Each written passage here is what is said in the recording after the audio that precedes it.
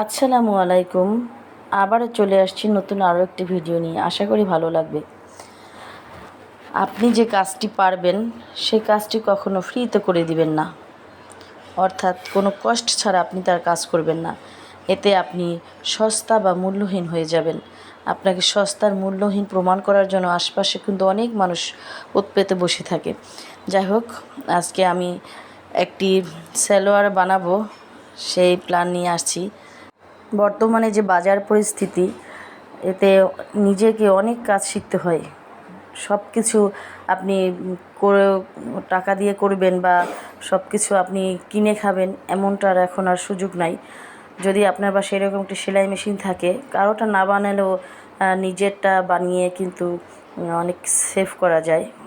আমি অন্যেরটা বলছি না, নিজের তো হেল্পে আসে। তো আমার ছেলে যখন ছোট তখন ও ভীষণ অসুস্থ থাকতো। হাতে টাকা থাকার পরেও আমি একটা ড্রেস কিনে পরতে পারিনি, কারণ ওর অসুস্থতায় কখন টাকা দরকার হয় তার তো ঠিক নাই।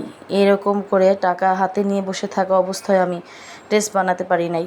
সেই কষ্ট থেকেই পরে আমি ফিল করি যে আমি অন্যেরটা না বানাই নিজেরটা তো বানাতে পারবো। এই কষ্ট থেকে পরে আমি একটি সেলাই মেশিন কিনে এই আস্তে আস্তে নিজের কাজ শিখি। এখন বাইরে থেকে কখনোই বানাতে হয় না, নিজের কাপড় নিজে বানিয়ে স্বাচ্ছন্দ্যে পরতে পারি। নষ্ট হলেও কোনো জবাবদিহিতার কোনো সুযোগ নাই। নিজেরটা নিজে করলে, ভুল করলে অসুবিধা নাই।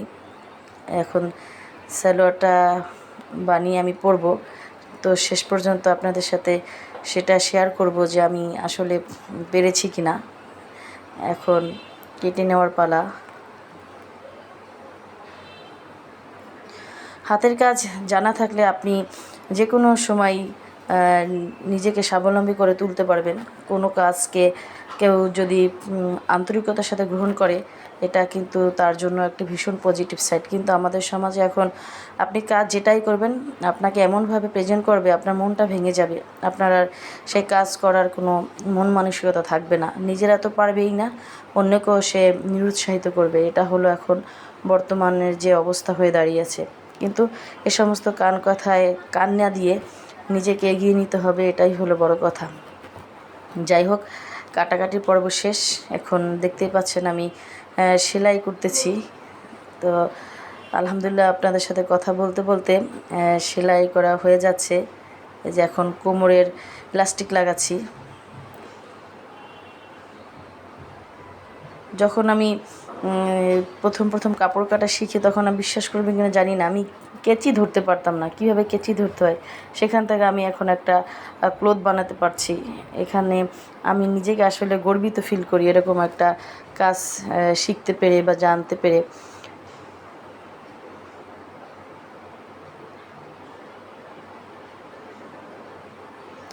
বাইরে থেকে আমি যদি এটা বানাতে যেতাম, অত আমাকে টাকা দিয়ে বানাতে হতো, সেটা আমার জন্য লসই হতো। এই যে এখন আমি সালোয়ার পরে আপনাদের দেখিয়ে দিচ্ছি যে আসলে আমি বানাতে পারছি কিনা। যাই হোক, আজকের ভিডিও এই পর্যন্ত।